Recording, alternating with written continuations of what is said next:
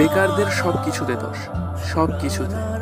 আত্মীয় স্বজন, বাবা মা, বন্ধু বান্ধব, সবার জন্য দোষ। বেকাররা আস্তে আস্তে খেলেও দোষ, আবার তাড়াতাড়ি খেলেও দোষ।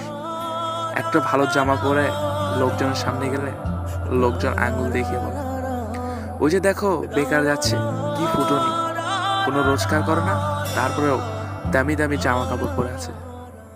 আবার যখন একটা পুরোনো কাপড় পরে বের হয়, তখন লোকজন বলে, বেকার তো কি আর পরবে, ভালো কিছু কিনবেই বাকি করে, ও তো রোজগারই করে না, বাবা মায়ের উপর বসে বসে খায়।